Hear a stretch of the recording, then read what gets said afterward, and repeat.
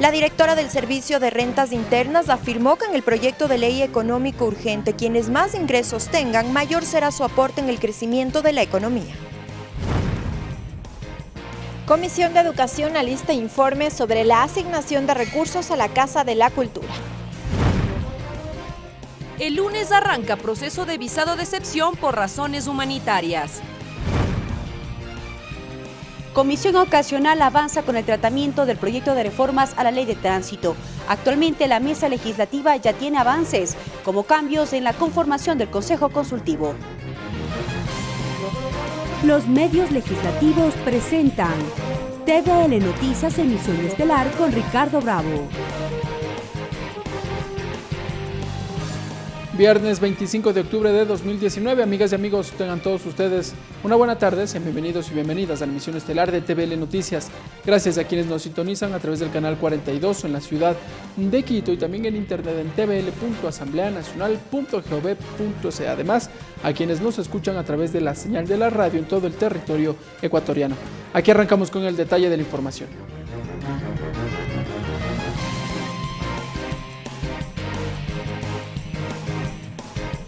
En el marco del tratamiento del proyecto de ley económico urgente, la Comisión del Régimen Económico recibió a Marisol Andrade, directora del Servicio de Rentas Internas.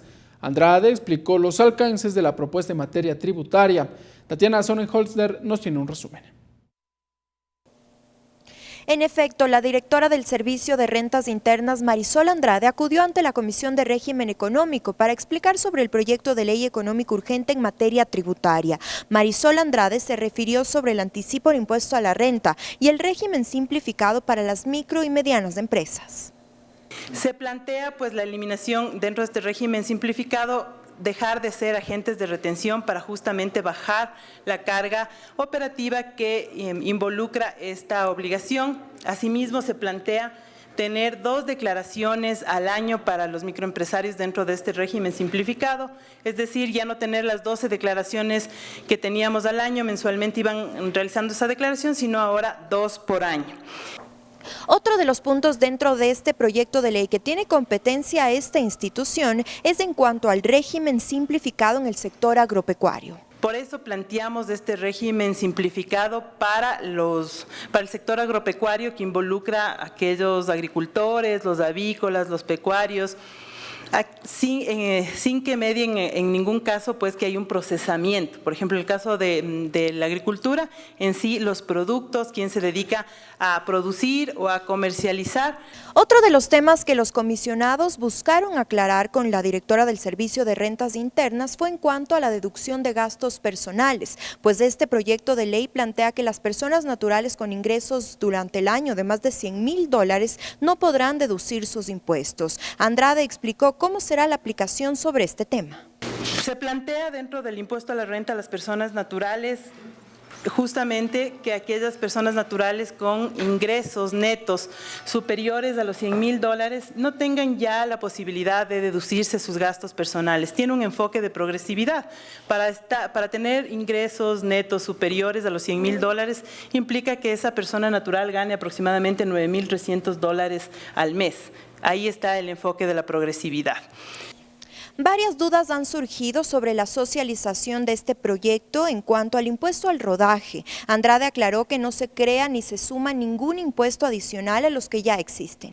Respecto a la disposición del impuesto anual sobre la propiedad de los vehículos, primero aclarar que no se crea ningún nuevo impuesto, que no se aumenta ningún impuesto. Lo que se hace es una aclaración técnica respecto al impuesto a los vehículos que todos cancelamos, quienes tenemos vehículo, cancelamos en los gobiernos autónomos descentralizados, lo que todos conocemos como el rodaje.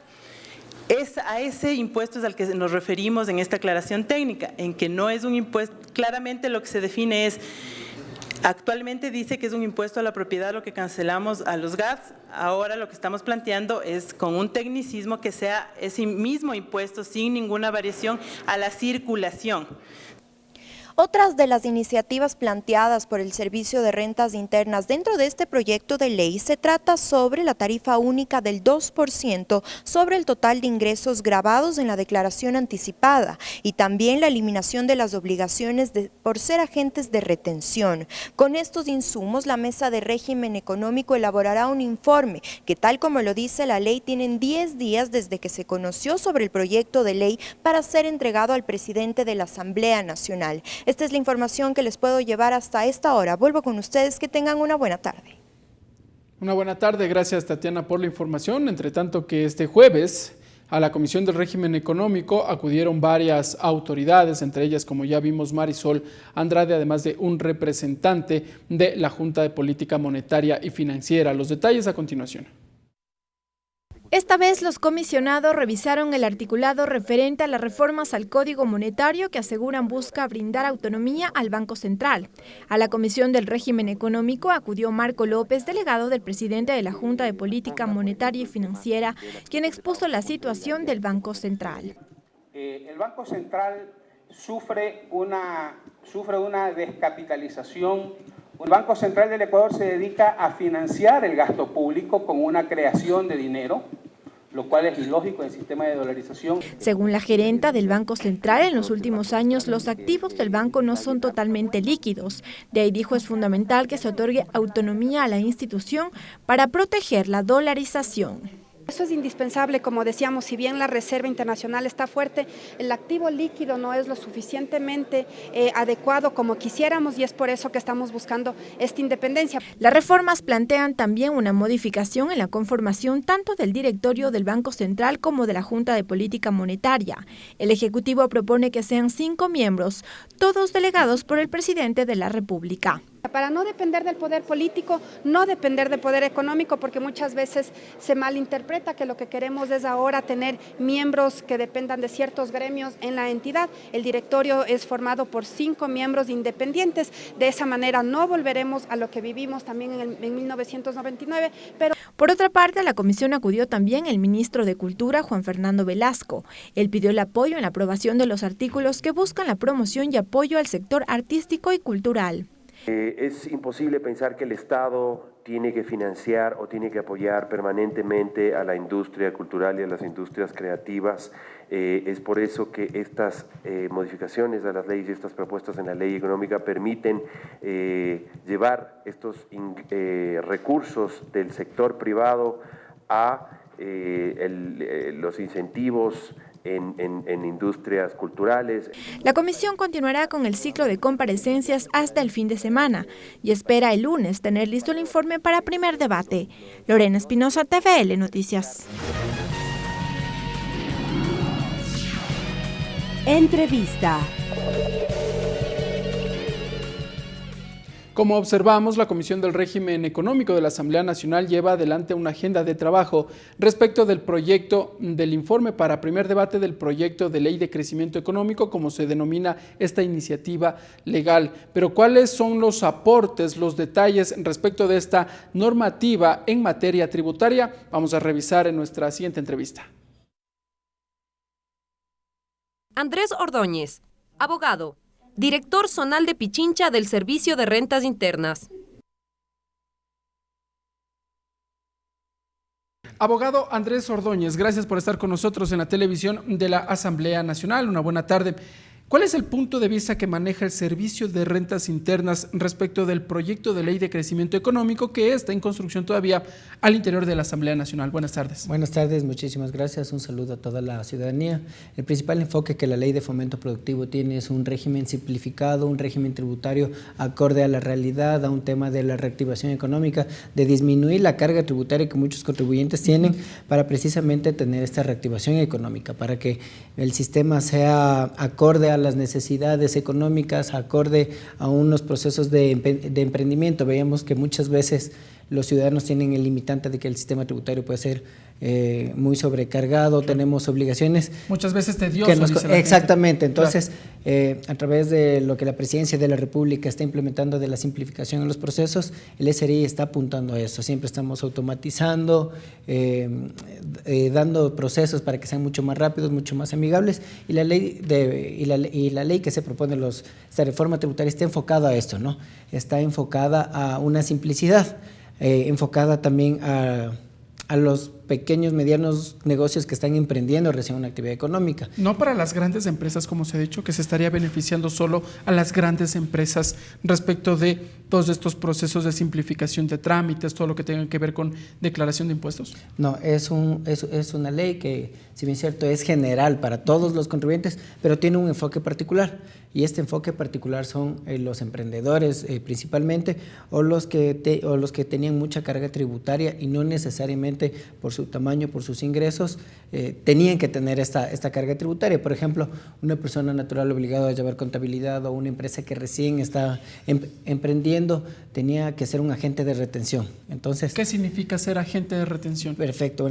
Agente de retención es que cuando una persona iba a comprar en esta empresa, yo tenía que hacer la retención del IVA, la retención del 12%. Y del impuesto a la renta. Exactamente. Entonces, luego eso pasarle al Estado a través de una declaración, hacer anexos, pagar, y muchas veces esto lo que generaba son complicaciones, que la gente usaba esto como flujo y luego no tenía para pagar y estaba en problemas con la administración. No declaraba al SRI todo ese trámite, es decir, si tenía que cancelar algún valor a una empresa, hacía solo por el valor justo, excepto la declaración del impuesto a la renta y el IVA, que ese sí tiene que ser declarado al Estado. Sí, exactamente. Entonces, es una carga que está aliviando a 100,000 contribuyentes. 100,000 contribuyentes ya no van a tener que tener el tiempo de estar cuadrando el tema de retenciones y estarlo pasando a la administración tributaria. Y a través del Estado, ¿cómo precisamente será el Estado, valga la redundancia, quien obtenga estos valores, si es que el ciudadano ya no lo va a tener que hacer con esta normativa legal?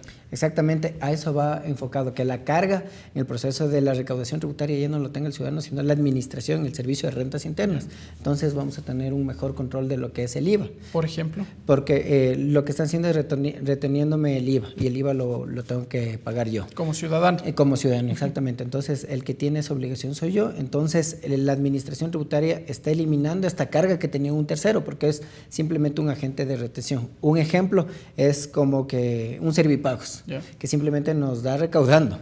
Pero esto generaba una carga tributaria a los contribuyentes. Entonces, estos 100,000 contribuyentes ya no van a tener esa carga tributaria.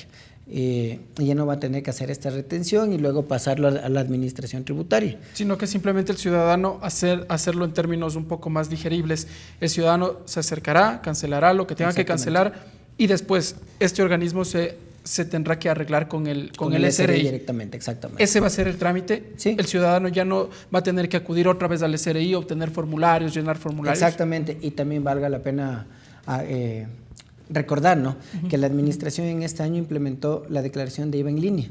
Entonces ya no es una declaración engorrosa, que yo me tenía que bajar el DIM, llenar algunos puntos, sumar, restar, sino que viene con información precargada, es una información mucho más sencilla, que en promedio toma más o menos entre 6 a 10 minutos. Ahora bien, dentro de la normativa se habla de un nuevo impuesto para empresas que facturen más de 10 millones de dólares. Se ha dicho, ¿es un nuevo impuesto el que se está creando? Es una contribución bajo un principio fundamental de la tributación, que es que el que más tiene, más paga. Entonces, en estos momentos, distinto a lo que se decía que íbamos a subir el IVA, sino que los que más tienen que hagan este aporte a la sociedad, ¿no? A través de este sistema tributario. ¿En qué consiste? Que estas empresas van a tener que pagar un porcentaje sobre sus utilidades, como bien dice, los que hayan tenido más del millón, de los 10 millones, perdón, van a tener que pagar este porcentaje, que no va a sobrepasar del 25% de impuesto a la renta que ya lo pagaron. Entonces, es una contribución con lo cual el que más tiene, más paga y se va a redistribuir de mejor manera estos ingresos. Hay quienes dicen que es un nuevo impuesto, pero en la realidad, ¿qué empresas en el Ecuador facturan más de 10 millones de dólares al año? Para que la gente lo tenga claro y no se vea que es el ciudadano de a pie quien tal vez recibe un sueldo básico. Exacto, esa es una muy buena pregunta, ¿no?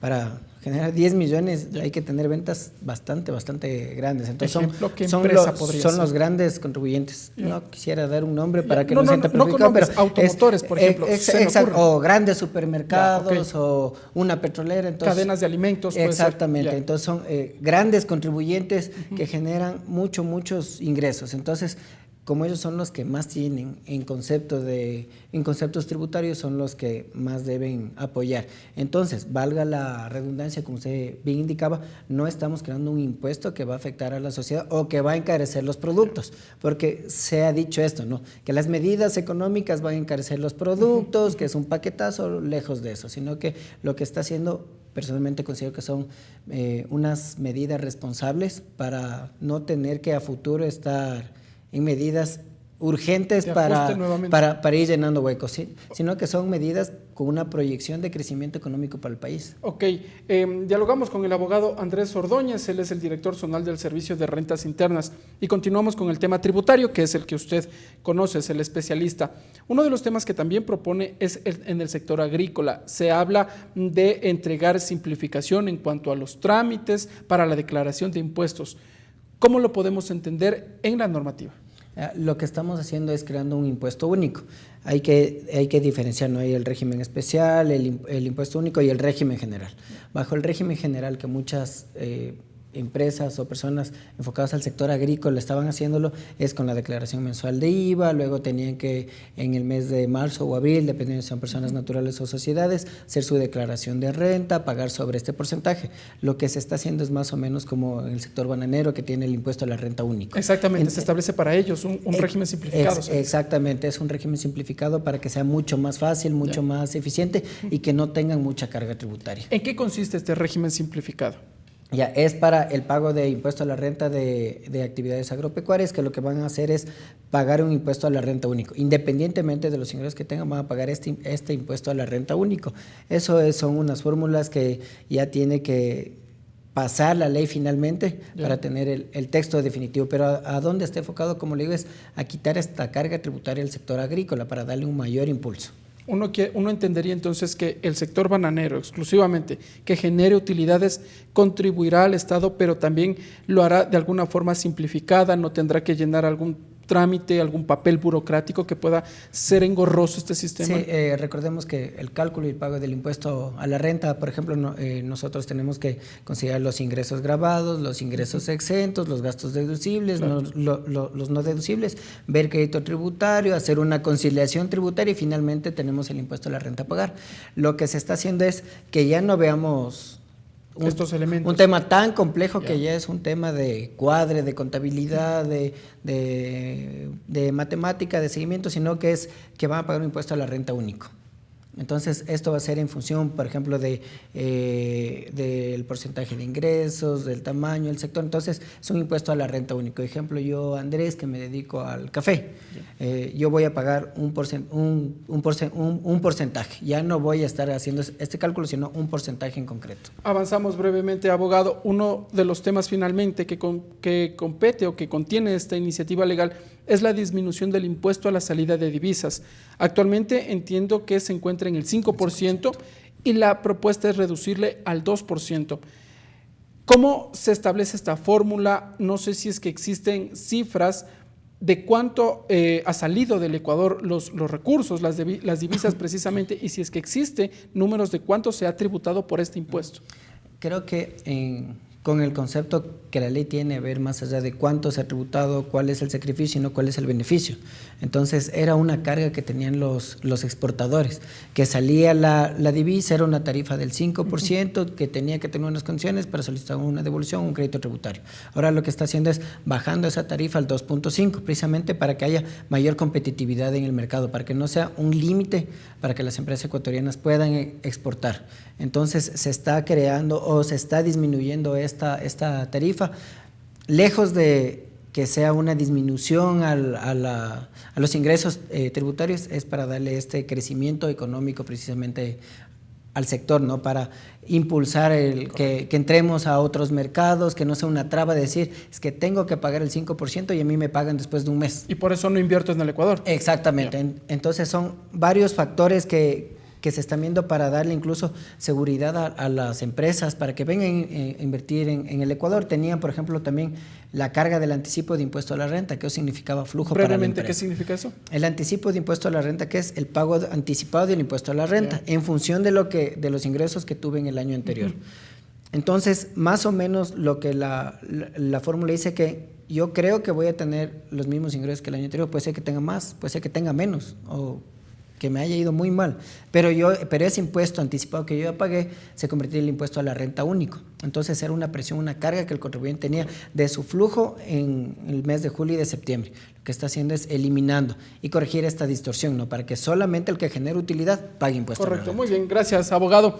Son temas que todavía los vamos a conversar y sin duda que lo vamos a invitar nuevamente para continuar dialogando respecto de esta iniciativa legal. Gracias por estar con nosotros en la televisión de la Asamblea Nacional. El abogado Andrés Ordóñez, director zonal del Servicio de Rentas Internas, entregándonos detalles, la visión desde este organismo del Estado, el SRI, respecto de esta ley, el proyecto de ley de crecimiento económico. Seguimos con más información.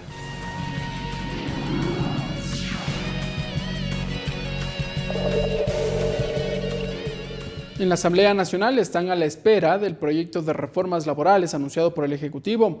Los legisladores insisten en que no darán paso a propuestas que signifiquen regresión de derechos de los trabajadores. Las reacciones se dan luego de que el Consejo Nacional de Salarios ratificó los acuerdos de mayo de este año. Este 23 de octubre, el Consejo Nacional de Salarios decidió que para los nuevos contratos laborales se cree un fondo de jubilación patronal que estará alimentado por un aporte mensual de los empleadores y al que solo tendrán acceso los trabajadores luego de 25 años. Así lo informó el ministro de Trabajo, Andrés Madero. En una cuenta privada o pública, elección de él, este fondo será aportado por el empleador y tendrá derecho el trabajador a retirarlo una vez que cumpla 25 años o que se jubile por alguna de las jubilaciones establecidas en la Seguridad Social. Este nuevo acuerdo, junto con la eliminación del 35% de recargo para los contratos eventuales, creación del contrato de emprendimiento y flexibilización de la jornada laboral, forman parte del consenso alcanzado en mayo de este año, según Madero. Un consenso unánime en el sector entre empleadores y trabajadores. Pero para aplicar estas reformas, el presidente de la República debe presentar a la Asamblea Nacional un proyecto de reforma legal. Desde el Legislativo ya se espera el texto anunciado por el Ejecutivo. Y tanto el Estado como también la empresa privada tiene que hacer esos reconocimientos como lo establece la ley y no nos vengan con el cuento de que quieren establecer el día sábado como un día normal de trabajo o que se puedan trabajar en un día hasta 10 horas. Se está diciendo mantiene las 40 horas, pero usted puede gozar de sus vacaciones el martes y miércoles, que puede ser inclusive más productivo. Tras las movilizaciones de octubre de este año, el presidente de la República señaló que las reformas laborales serán enviadas al Legislativo una vez que concluya el trámite del proyecto de ley de crecimiento económico. Ricardo Bravo, TVL Noticias. La Comisión del Derecho a la Salud estudia la situación de los médicos rurales del país. Para ello recibió al doctor Ramiro Montenegro, quien explicó la realidad de los galenos. Ramiro Montenegro es el presidente de la Promoción de Médicos Rurales de 1970 de la Universidad Central del Ecuador. Es médico neurólogo con una larga trayectoria profesional. Sirvió en la Seguridad Social. Fue jefe del servicio de neurología del Hospital Carlos Andrade Marín durante 37 años. Fue profesor de la Facultad de Medicina de la Universidad Central y estuvo como presidente del Deportivo Aucas durante 12 años, entre otras actividades. El Ecuador ha estado siempre inmerso en conflictos de tipo político. Nuestra vida republicana no ha sido fácil. Y en el año de 1970 las condiciones políticas no eran de tranquilidad ni de paz. Y uno tiene la oportunidad de poder compartir con la gente del campo, sobre todo, con esa gente que es tan sincera, y es ahí donde uno empieza a formarse como médico.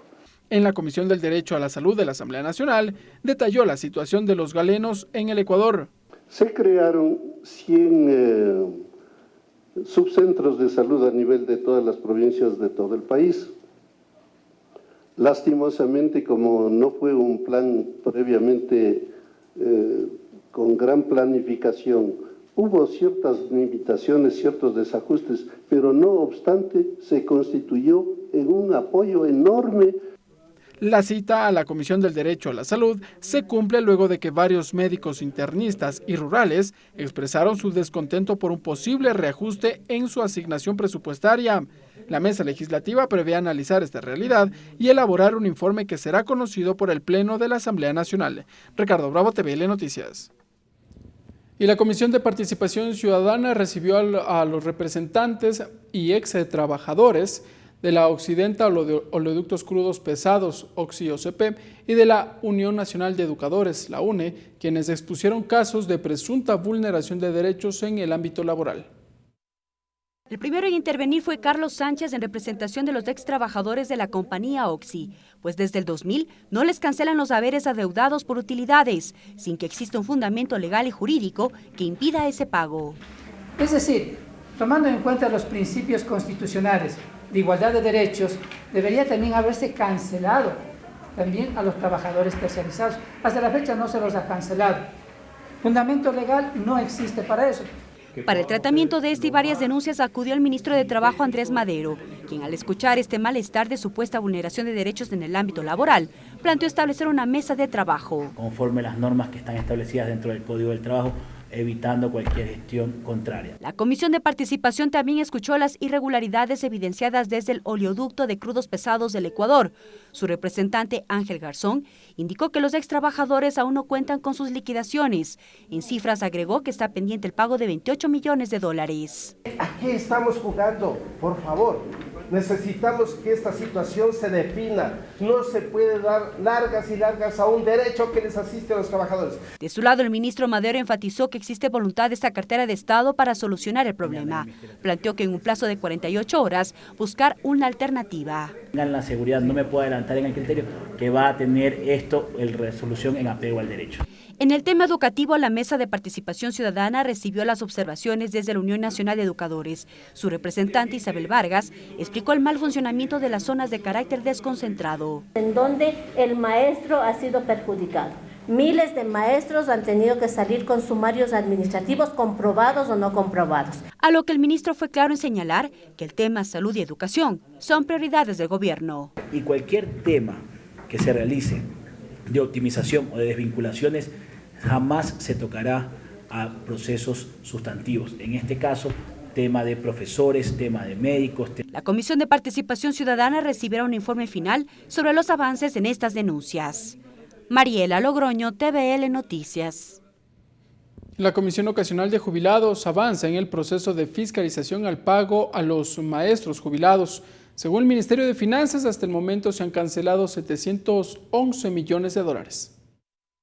El delegado del Ministerio de Finanzas, Andrés Ich, informó que desde mayo de 2017 se canceló $711 millones en efectivo a más de 13,000 maestros jubilados, mientras que desde agosto de este año se pagó en bonos $211 millones a más de 4,000 jubilados. Sin embargo, dentro del plazo establecido en el acuerdo, que indicaba que tenía que ser en octubre de este año. Entonces, es otro de los cumplimientos del acuerdo, tal como ha venido ocurriendo con los otros ítems. Según Finanzas, se cumplió con el pago del 25% en efectivo, correspondiente a la compensación por jubilación de septiembre de este año. Cada una de las entidades tienen que incluir dentro de su planificación, no solamente de desvinculaciones, sino en su planificación presupuestaria, el pago a los jubilados que se jubilan cada año. Desde la Comisión Ocasional surgen dudas frente a la planificación para el resto de jubilados pendientes de recibir la pensión. Y hemos sido claros desde esta mesa, desde esta comisión a la cual me toca presidir, es que nosotros lo único que buscamos es una solución. Si el jubilado dice, yo vengo al asunto bonos, pero usted ya tiene 70 años, usted tiene que ser pagado en efectivo, pero como ya no hay plata, espérenos para el próximo año. Por favor. Por otro lado, la mesa legislativa inició con la revisión de la situación de los ex trabajadores del desaparecido Banco Nacional de Fomento. Se conoce que actualmente se encuentran en un litigio con la entidad financiera. Ricardo Bravo, TVL Noticias. En otro ámbito de la información, les contamos que el presidente de la Asamblea Nacional, César Litardo, cumplió agenda de trabajo en la provincia de Los Ríos. Allí acompañó al vicepresidente de la República en la entrega de viviendas dentro del programa Casa para Todos. También acompañó al segundo jefe de Estado en la entrega de créditos para los emprendedores. La agenda arrancó con un recorrido por el conjunto habitacional San José, ubicado en la parroquia Quinsaloma. Se trata de 13.000 metros cuadrados de construcción y que contó con una inversión de más de $1 millón. María Cáceres, vicepresidenta de la Ciudadela San José, agradeció la gestión de las autoridades. Ahora tenemos un techo donde vivir, porque antes no lo teníamos, entonces muy agradecida con ellos y felicitándole por sus labores diarias que ellos están trabajando y que sigan trabajando, que sigan adelante, porque esto es lo que el pueblo necesita.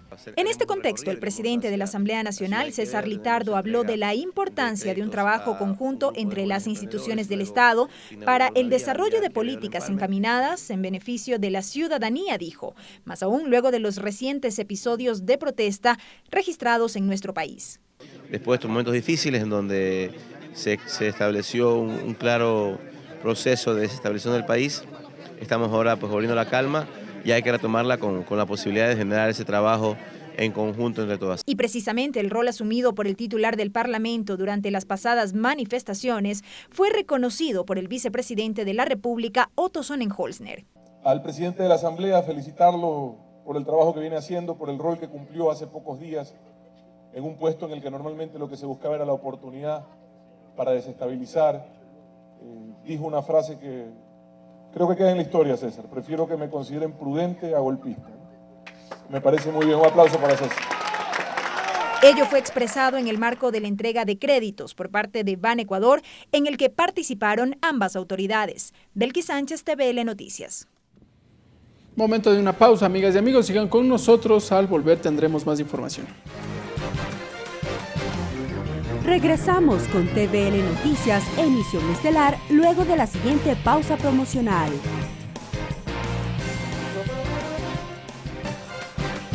Continuamos con TVL Noticias, emisión estelar. Gracias, amigas y amigos, por continuar con nosotros. Una vez que el Pleno de la Asamblea Nacional aprobó este último jueves el proyecto de ley de actuación en casos de personas desaparecidas, la comisión que trató el tema terminaría sus funciones en el mes de diciembre. Ante ello, el titular de la mesa, el legislador Absalón Campoverde, plantea reformas a la ley de la función legislativa a fin de crear una comisión permanente sobre derechos humanos. Yo he presentado un proyecto en enero de reforma a la ley de la función legislativa, donde propongo la creación de una comisión permanente de derechos humanos y garantías constitucionales. ¿Por qué? ¿Por qué esto? Y está en la Comisión de Justicia ya calificada por el CAL. ¿Por qué esto? Porque la comisión ocasional culmina su trabajo el 31 de diciembre de este año. ¿Qué va a pasar con todos nosotros? ¿Qué va a pasar con los miles de desaparecidos? ¿Dónde van a ir? No tenemos a dónde ir. Qué bueno que ahora 2 años la hemos tenido aliada a la Asamblea Nacional con las otras instituciones públicas y eso ha funcionado como todos se han dado cuenta. Entonces yo creo que es el momento de que esto se proceda con la creación de la Comisión Permanente de Derechos Humanos para que los familiares tengan donde ir, tengan quien los reciba y los escuche, asambleístas a futuro. ¿Qué va a pasar después con la Comisión Ocasional de la Niñez y Adolescencia cuando llegue a su fin? ¿Dónde van a ir los familiares de niños y adolescentes a la Comisión Permanente de Derechos Humanos? Y en cumplimiento a la resolución aprobada en el Pleno de la Asamblea Nacional, la Comisión de Relaciones Internacionales avanza con la investigación sobre la supuesta filtración de datos públicos de los ciudadanos ecuatorianos.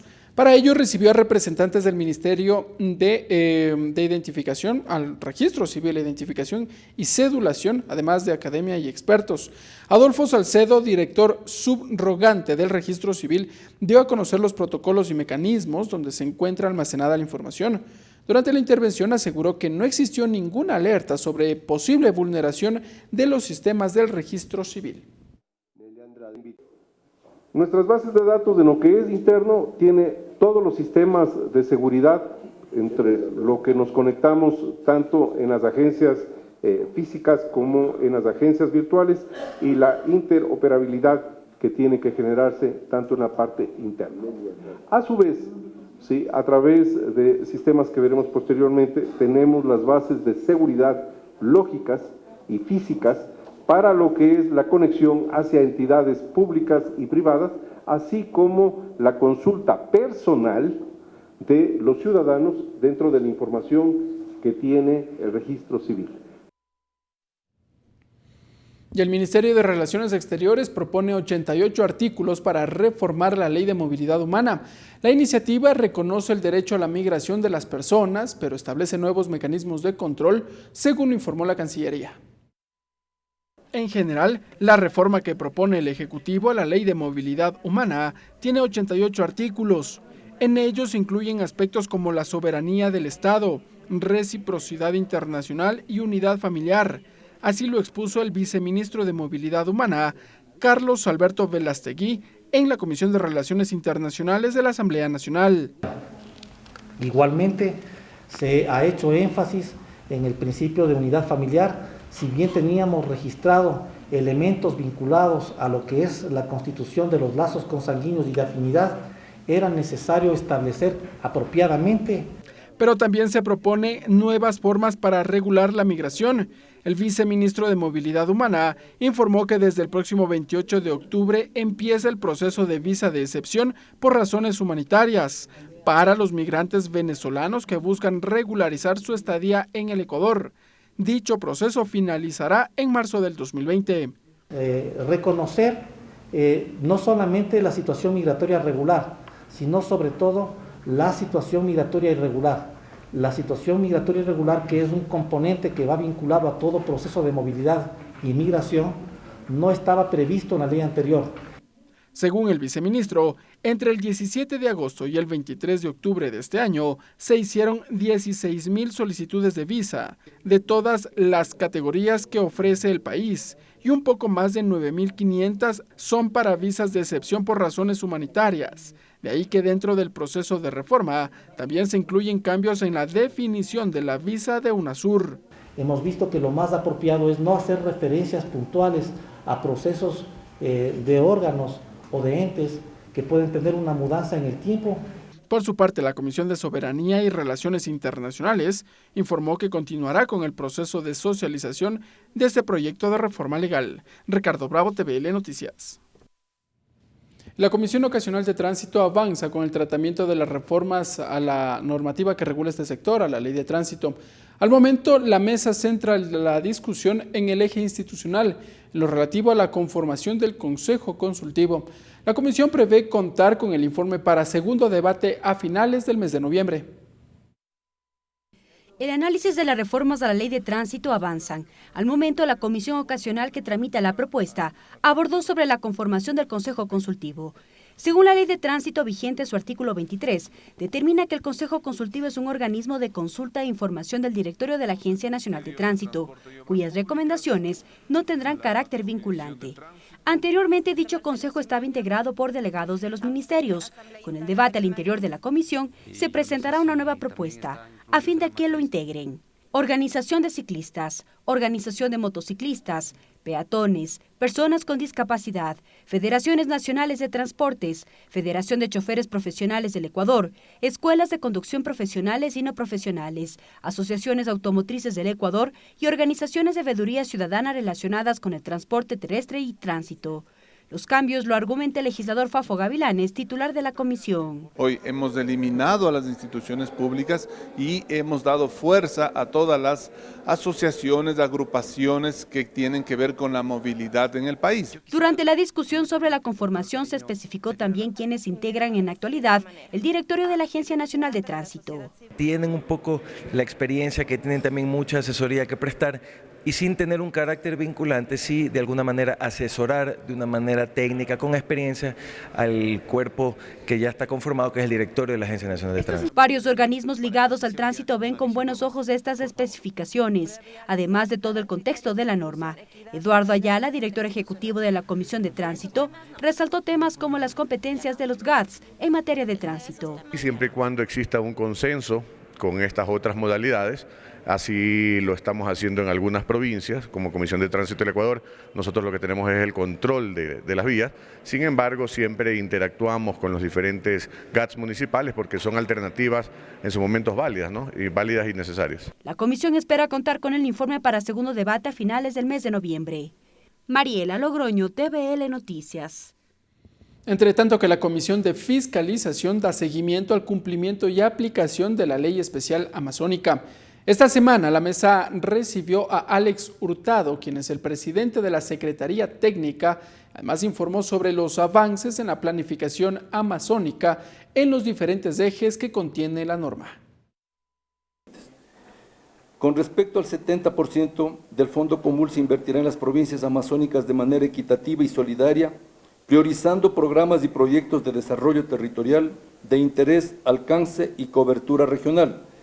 Por ser este el primer año de implementación de la Ley Orgánica para la Planificación Integral de la CTA y siendo los ingresos este fondo de carácter dinámico, el Consejo de Planificación realiza las consideraciones y una proyección para este año 2019. El 50% de este fondo se podrá destinar para las instituciones públicas o alianzas público-privadas, organizaciones legalmente constituidas para el manejo de fondos públicos y el restante, es decir, el 50% se asignará para los gobiernos autónomos descentralizados. La Comisión de Educación avanza con la elaboración del informe sobre la asignación de recursos a los núcleos de la Casa de la Cultura Benjamín Carrión. La mesa legislativa escuchó los criterios del asesor del Ministerio de Finanzas y prevén tener listo el documento la próxima semana.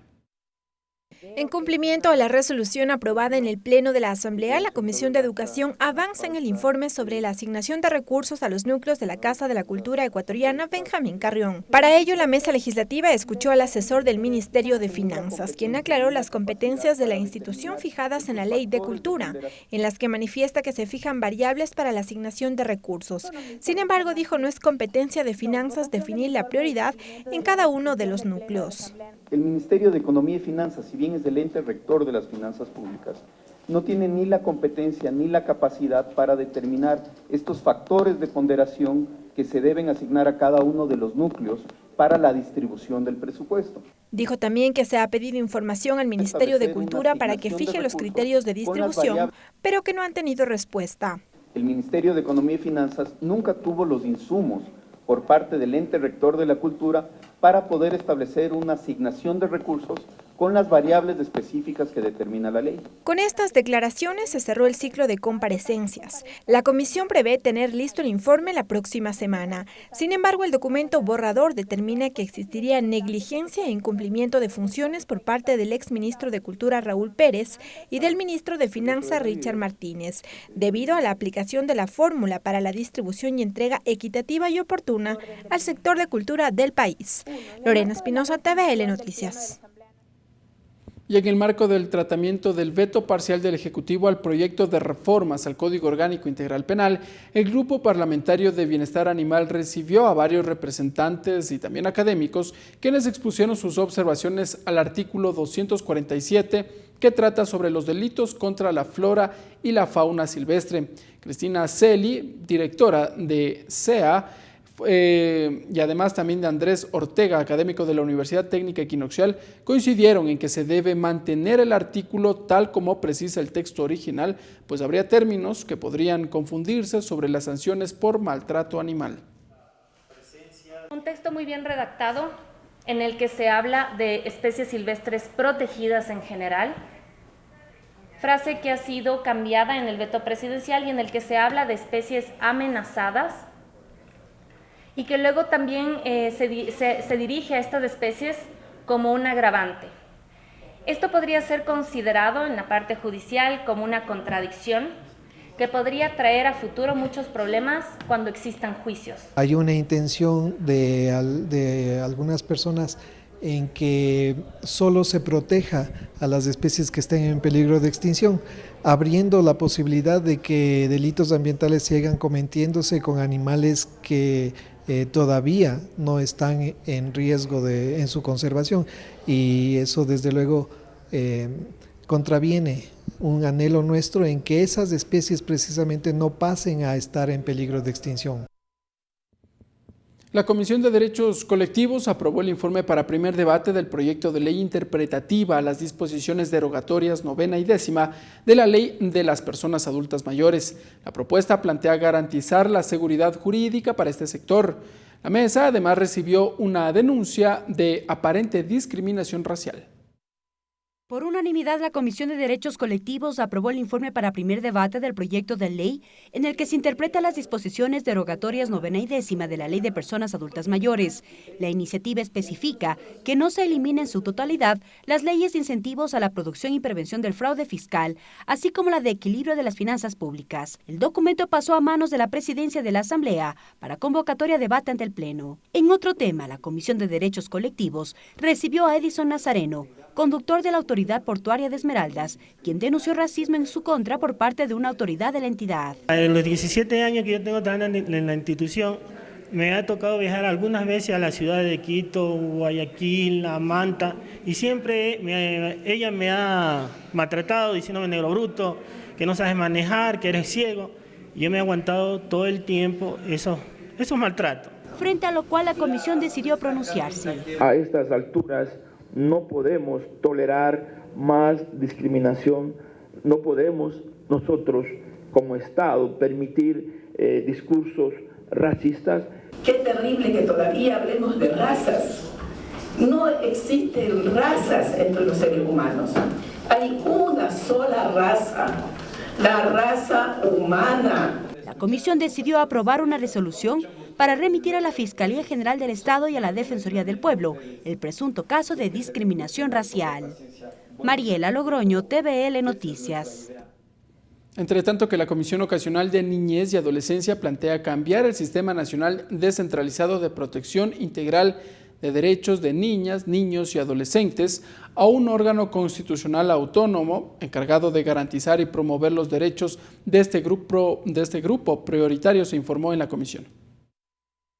El Sistema Nacional Descentralizado de Protección Integral de Derechos de Niñas, Niños y Adolescentes está desde 2003. Sin embargo, a partir de reformas a la Constitución en 2008 y a la Ley del Consejo Nacional de Igualdad, este sistema ha quedado obsoleto. Por ello, la Comisión Ocasional de Niños, Niñas y Adolescentes planea un mecanismo para contar con un órgano de protección y garantía de derechos de este grupo prioritario. El Sistema Nacional Descentralizado de Protección Integral a la Niñez y Adolescencia se quede en desfase, porque ahí se eliminan algunos organismos y se eliminan también las atribuciones que tienen estos organismos. Para conocer cuál será el sistema ideal para cumplir con este objetivo, los asesores de la comisión explicaron a los legisladores cómo funcionaba este sistema desde 2003. Silvio Oleas dijo que el sistema crea consejos cantonales, pero que presentan varios problemas. Pues justamente la falta de directrices, si vale el término, para la creación de las ordenanzas correspondientes. No todos los consejos a nivel nacional tienen autonomía, ni autonomía presupuestaria. Estos consejos de protección de derechos, primero, ya no tienen rectoría en la política pública. Mientras que Juan Francisco Oña propuso a los legisladores reemplazar el sistema de protección por un órgano constitucional, autónomo, especializado y específico en este tema. Un órgano constitucional autónomo, en la teoría, es justamente un órgano que no va a depender de ninguna de las funciones del Estado, es independiente, es autónomo, como su nombre lo indica. Tal vez su nombre debería ser Consejo Nacional de Protección Integral de la Niñez y Adolescencia. Sin embargo, para su creación habrá que proceder a una reforma constitucional, razón por la cual los legisladores analizarán la propuesta. Además de este tema, con 9 votos afirmativos, esta mesa ocasional aprobó la propuesta del legislador Franklin Samaniego. Que invitemos al defensor del pueblo para que venga y nos explique acá los datos de detalle sobre la contratación de los datos pertinentes, y también al Consejo Cantonal de Derechos para que nos explique el informe que emitió la Junta Cantonal de Protección de Derechos de la Delicia. Es así que los convocarán para la próxima sesión. Además, la Comisión Ocasional de Niñez y Adolescencia saludó y felicitó a las legisladoras Gabriela Larrategui y Gloria Astudillo, quienes se unieron a la Comisión Ocasional una vez que el Pleno del Parlamento aprobara esta solicitud. Tatiana Sonnenholzner, TVL Noticias. La asambleísta Encarnación Duchi, presidenta de la Comisión de Niñez, y Joaquín González, representante de UNICEF, mantuvieron una reunión con el presidente de la Asamblea Nacional, César Litardo, con motivo de exponer la necesidad de que la Comisión Ocasional de Niñez pase a ser permanente y así pueda dar seguimiento a las normas que se aprueban a favor de los niños, niñas y adolescentes. Duchi mencionó que no se cuenta actualmente con un sistema especializado para este grupo prioritario. Además, con motivo de la celebración de los 30 años de los derechos de los niños, el representante de UNICEF en Ecuador manifestó que se preparan varias actividades, entre estas, ponencias de varios académicos especializados en el tema niñez. Política que tiene que tomar la Asamblea Nacional y darle la importancia que corresponde a los niños, niñas y adolescentes de nuestro país a través de la reforma a la Ley Orgánica de la Función Legislativa con la creación de una comisión permanente de niñas, niños y adolescentes a nivel nacional. Hay mucho trabajo que hacer, sobre todo la misma Constitución establece que las niñas, los niños y los adolescentes son un grupo de atención prioritaria y que inclusive prevalecen sobre los demás grupos de atención prioritaria. Nosotros estamos apoyando la reforma del CONA, por ejemplo, a través de unos expertos internacionales que estarán viniendo en los días precedentes a la celebración del 20 aniversario. Vamos a traer expertos internacionales de Chile, de México, de España, de Brasil, que van a abundar en el trabajo que está haciendo la Comisión Ocasional en torno a la reforma del CONA. Queremos darle un cariz un poco académico a una parte de las celebraciones, unas contribuciones académicas de parte de estos expertos para que los asambleístas se puedan nutrir de esas ideas a la hora de luego tener que legislar sobre la niñez y en la reforma del CONA. Regresamos con TVL Noticias, emisión estelar, luego de la siguiente pausa promocional. Continuamos con TVL Noticias, emisión estelar. Gracias, amigas y amigos, por continuar con nosotros. Esta semana, el presidente de la Asamblea Nacional, César Litardo, recibió en su despacho a la embajadora de Indonesia en Ecuador, quien saludó el papel que jugó la Asamblea Nacional en las recientes protestas. Además, resaltó la forma en cómo se pudo resolver la crisis. Por su parte, el presidente Litardo agradeció la preocupación de la comunidad internacional en los días que vivió el Ecuador. Finalmente, se comprometieron en mantener un contacto permanente que permita fortalecer las relaciones diplomáticas entre Indonesia y Ecuador.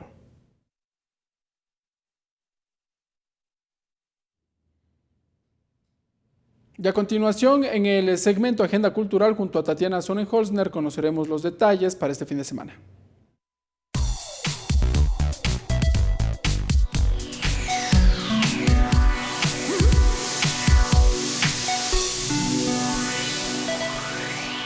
¿Qué tal, amigos? Bienvenidos a la Agenda Cultural. Como todos los viernes, te traigo las actividades del fin de semana. Arranquemos para saber cuáles son.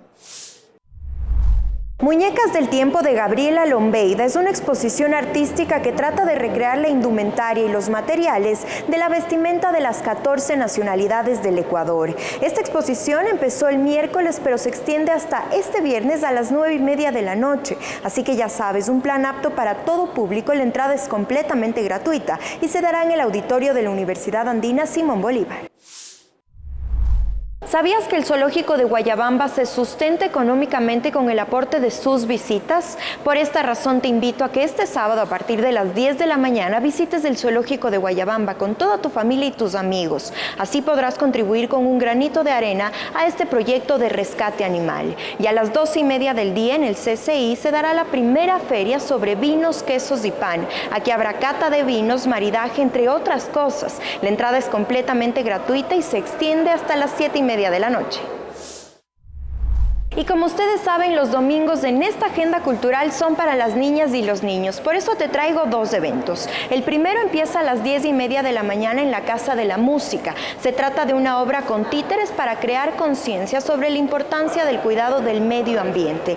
Y el segundo es a las 3:30 de la tarde en Granados Plaza. Aquí se presentará un taller con manualidades con materiales reciclables, justamente para potenciar el cuidado del medio ambiente desde los más pequeños de la casa.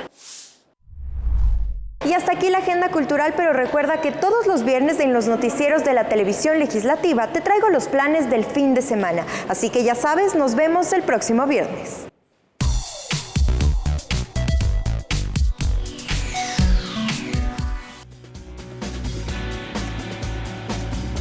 Agenda de actividades.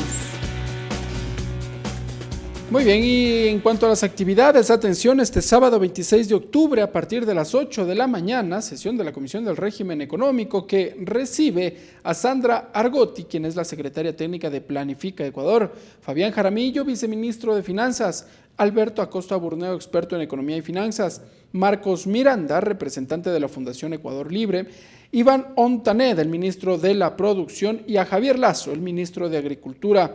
El tema, tratamiento del proyecto de ley orgánica para la transparencia fiscal, optimización del gasto tributario, fomento a la creación de empleo, afianzamiento de los sistemas monetario y financiero y manejo responsable de las finanzas públicas, calificado como urgente en materia económica. Este proyecto de ley se denomina de crecimiento económico. Esto se desarrollará en el Salón de Expresidentes, segundo piso del Palacio Legislativo. Hasta aquí la información, amigas y amigos. Nos encontraremos en la próxima semana con más información. Que tengan una excelente noche y un excelente también fin de semana. Los medios legislativos presentaron TVL Noticias, emisión estelar.